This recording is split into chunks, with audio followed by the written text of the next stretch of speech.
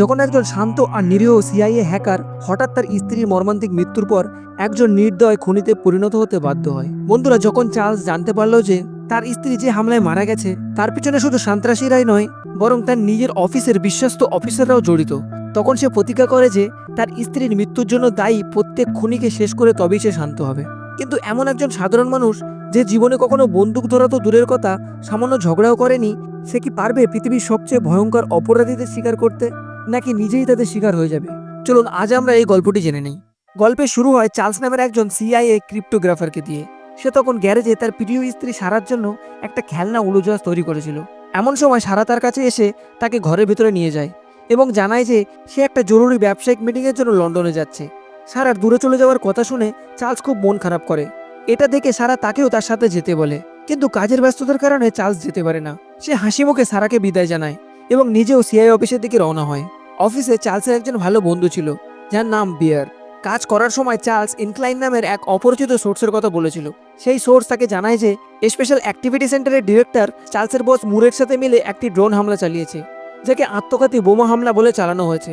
Charles এই কথাগুলো তেমন গুরুত্ব না দিয়ে ডেটা বের করার কাজে লেগে যায়। ঘন্টার পর ঘন্টা পরিশ্রমের পর সে সফল হয় এবং জানতে পারে যে সরকার আর মুরের সহযোগিতায় এই অপারেশন চালানো হয়েছিল, যাতে অনেক মানুষ মারা গিয়েছিল। কিন্তু মুরের এই গোপন সত্য কেউ জানতে পারেনি। যাই হোক, রাতে চার্লস সারাকে ফোন করে কথা বলার চেষ্টা করে, কিন্তু তার সাথে যোগাযোগ হয় না। পরের দিন যখন চার্লস অফিসে যায়, তখন মুর তাকে সিআইএ ডিরেক্টর সামান্তার কাছে পাঠায়। সামান্তা তাকে জানায় যে একটা সন্ত্রাসী হামলায় তার স্ত্রী মারা গেছেন। চার্লসকে সেই হামলার ভিডিও ফুটেজও দেখানো হয়। এটা দেখার পর চার্লস সম্পূর্ণ ভেঙে পড়ে, কারণ সারাকে ছাড়া তার জীবন অসম্পূর্ণ ছিল। দিশেহারা হয়ে চার্লস বাড়ির দিকে রওনা হয়, কিন্তু বাড়ির বাইরে মিডিয়া রিপোর্টারদের ভিড় লেগেছিল। চার্লসের বন্ধু তাকে মিডিয়ার চোখ থেকে বাঁচিয়ে ঘরের ভিতরে নিয়ে যায়। পরের দিন চার্লস অফিসে এসে মুরুকে সেই হামলার ব্যাপারে কথা বলে, আর কেব নামের একজন জানায় যে ওই হোটেলে সন্ত্রাসীদের ঢোকা অসম্ভব ছিল, কিন্তু কিভাবে যেন তারা ঢুকে পড়েছিল। মুর কেবের কথা কেটে দিয়ে চার্লসকে আশ্বস্ত করে যে তারা ওই সন্ত্রাসীদের খুঁজে বের করবে। এরপর চার্লস সারার সব জিনিসপত্র আর তার মৃতদেহ পায়। এগুলো দেখার পর চার্লস প্রতিজ্ঞা করে যে সে সারার সব খুনিকে শেষ করে দেবে। চার্লস হামলাকারীদের নামও জানতে পারে। তাদের নাম ছিল গ্রেচেন, মিশকা, অ্যালিস, শিলার। চার্লস এই হামলার ভিডিও দেখতে পায়, যেখানে দেখা যায় এই চারজন হোটেলে থাকা সব মানুষকে বন্ধ করেছিল। আর যখন সারা পালানোর চেষ্টা করে, তখন তাকে গুলি করে মেরে ফেলা হয়। এইসব তথ্য নিয়ে পরের দিন চার্লস মুর এবং কেবের কাছে যায়। সে ক্লিপগুলো দেখিয়ে পুরো ঘটনা খুলে বলে এবং জানায় যে ওই চারজন সন্ত্রাসী কাউকে মারার জন্য নয়, বরং একটা বিশেষ মিটিংয়ের জন্য হোটেলে এসেছিল, কিন্তু তাদের উদ্দেশ্য সফল হয়নি। গার্ডদের সন্দেহ হওয়ায় তারা পুলিশ থেকে বাঁচতে মানুষকে পণবন্দি করে। কিন্তু এইসব কথা জানার পরেও মুর আর কেব তেমন কোনো প্রতিক্রিয়া দেয় না। এটা দেখে চার্লস বুঝে যায় যে তারা দুজন সবকিছু আগে থেকেই জানতো, কিন্তু কোনো ব্যবস্থা নেয়নি। চার্লস এবার তাদের হুমকি দেয় যে এখন আমি নিজেই আমার স্ত্রীর মৃত্যুর বিচার করব। পরের দিন চার্লস মুরের একটা প্রজেক্টের প্রিন্ট আউট বের করে আর একটা আইডিতে লুকিয়ে রাখে। রাতে সে একটি বারে গিয়ে মদ খায় এবং একটি মেশিনের দিকে তাকিয়ে কি যেন ভাবতে থাকে। পরের দিন চার্লস মুরের সব গোপন তথ্য প্রমাণ হিসেবে তার কাছে নিয়ে যায় এবং তাকে হুমকি দিয়ে বলে যে আমি তোমার সব তথ্য একটি ডেড সুইচে রেখে দিয়েছি। যদি চাও এই গোপন তথ্য বাইরে প্রকাশ না হোক, তাহলে আমাকে মারামারির প্রশিক্ষণ দাও এবং সেই চারজন সন্ত্রাসকে মারতে আমাকে সাহায্য করো। মুর তার শর্ত মেনে নেয় এবং তাকে রবার্ট হেন্ডারসনের কাছে প্রশিক্ষণের জন্য পাঠানোর সিদ্ধান্ত নেয়। চার্লস চলে যাওয়ার পর মুর কেবের সাথে মিলে তাদের বিরুদ্ধে থাকা তথ্য খুঁজে বের করে মুছে ফেলার সিদ্ধান্ত নেয়। বিল্ডিংয়ে সব জায়গায় খোঁজা হয়, কিন্তু কোনো সূত্র পাওয়া যায় না। এরপর চার্লসের বাড়িতে তল্লাশি চালানো হয়। সেখানেই তারা জানতে পারে যে আগের দিন চার্লস একটি বারে গিয়েছিল এবং একটি মেশিনের দিকে তাকিয়েছিল। মুর আর কেব মনে করে যে সম্ভবত চার্লস ওই মেশিনের মধ্যে কিছু তথ্য লুকিয়ে রেখেছে, তাই তারা বারে যায়। কেব মেশিনের কাছে গিয়ে সেটা চালু করে, অমনি একটা সিডি বেরিয়ে আসে। তারা সেটা নিয়ে ডিকোড করার জন্য রেখে দেয়। অন্যদিকে আমরা চার্লসকে দেখি, যে প্রশিক্ষণ নেওয়ার জন্য ট্রেনিং সেন্টারে এসে গিয়েছিল। তার প্রশিক্ষক ছিল রবার্ট হেন্ডারসন। চার্লসের প্রশিক্ষণ শুরু হয় বন্দুক চালানো দিয়ে।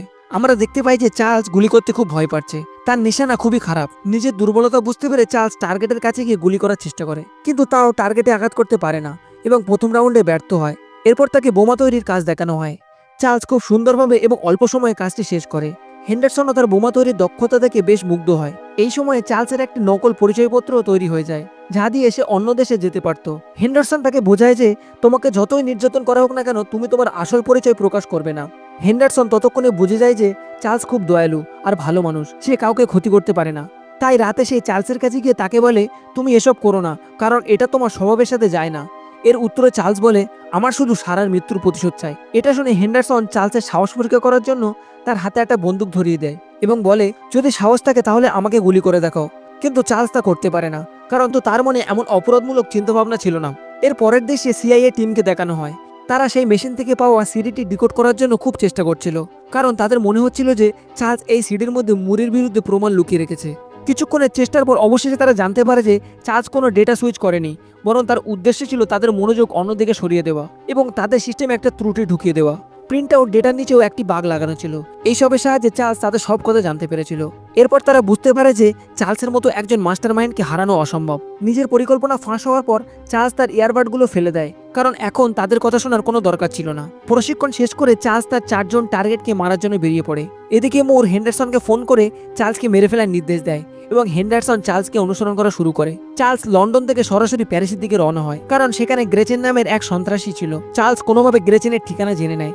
রাতে যখন গ্রেচেন বাড়ি থেকে বাইরে যায় তখন চার্লস সুযোগ বুঝে তার বাড়িতে ঢুকে পড়ে এবং পুরো বাড়িতে তল্লাশি চালাতে থাকে। সে অনেক জরুরি জিনিসের ছবি তোলে এবং ড্রয়ার খুলতেই একটা বন্দুক দেখতে পায়। এমন সময় চার্লস কারো আসার শব্দ পায় এবং তাড়াতাড়ি উপরে কোনো কোনায় গিয়ে লুকিয়ে পড়ে। গ্রেচেন তার ঠিক সামনেই ছিল, কিন্তু তবুও সে গুলি করতে পারে না এবং হতাশ হয়ে বাড়ি ফিরে আসে। ছবিগুলো দেখার সময় সে জানতে পারে যে গ্রেচেন প্রায়ই হাসপাতালে যেত, কারণ সে অ্যালার্জির সমস্যায় ভুগছিল।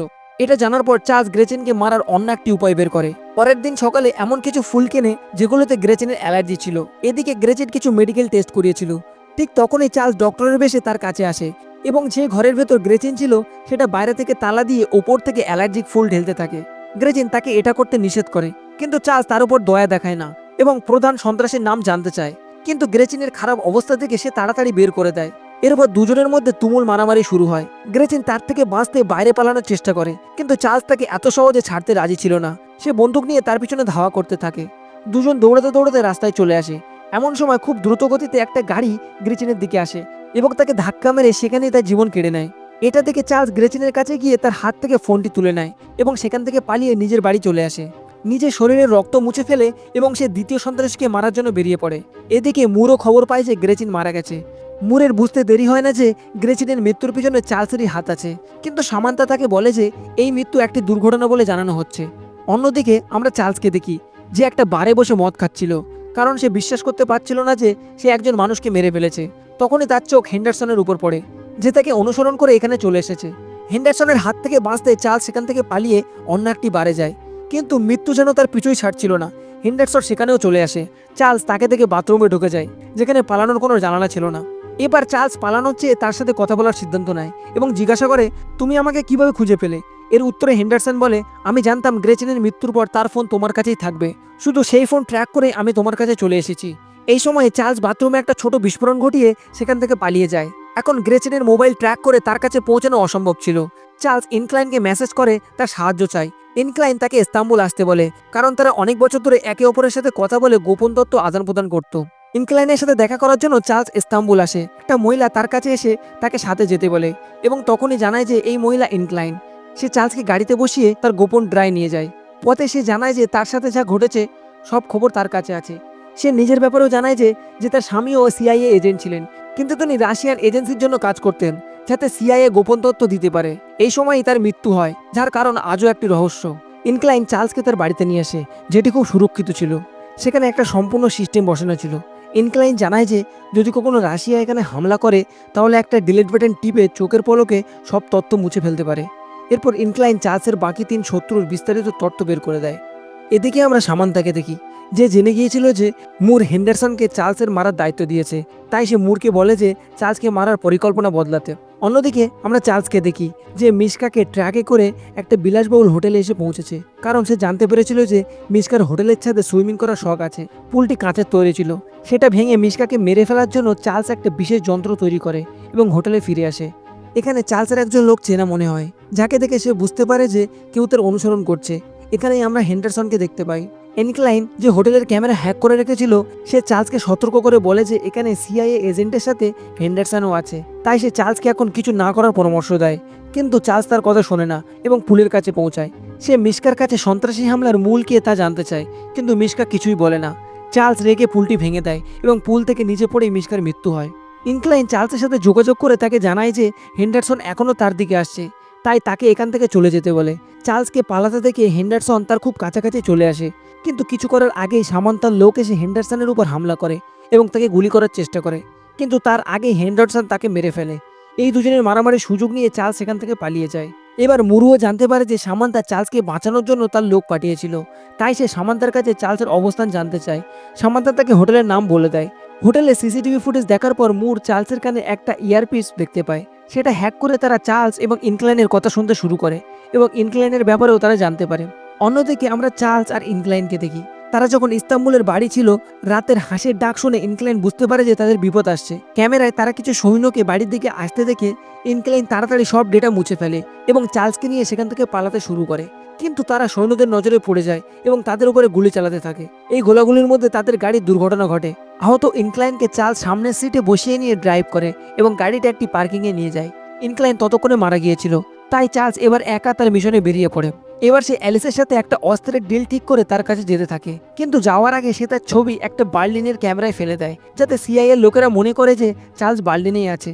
চার্লস অ্যালিসকে একটা বক্স খুলতে বলে, যার ভিতরে বোমা রাখা ছিল। চার্লস তাকে হুমকি দিয়ে বলে, যদি একটুও চালাকি করার চেষ্টা করো তাহলে এই বোমা বিস্ফোরণ হয়ে তোমার জীবন কেড়ে নেবে। চার্লস অ্যালিসকে তার বসের নাম জিজ্ঞাসা করে। তার বসের নাম সিলার এবং সে ব্যালিস্টিক সাগরে থাকে। সব জানার পর চার্লস সেখান থেকে বেরিয়ে যায়, কিন্তু বোমা বিস্ফোরণে অ্যালিস মারা যায়। এবার চার্লস সিলারকে খুঁজতে তার কাছে আসে। সে সিলার এবং তার গার্ডের উপর তীক্ষ্ণ নজর রাখে। একদিন একজন অপরিচিত লোক চার্লসের কাছে এসে তাকে সিলার আস্তানায় নিয়ে যায়। সিলার জানতো যে চার্লস মুর আর কেভের সাথে কি যুক্তি করেছে এবং তার দুর্বলতা কি, তাই সে চার্লসকে গুলি করতে বলে। তখনই সিলার জানতে পারে যে তাদের জাহাজ অন্যদিকে যাচ্ছে এবং ক্যাপ্টেনও সেটাকে নিয়ন্ত্রণ করতে পারছে না। চার্লস তাদের জানায় যে এই জাহাজটি গালফ অফ ফিনল্যান্ডে গিয়ে থামবে। কিছুক্ষণ পর পুলিশ সিলারকে গ্রেপ্তার করে।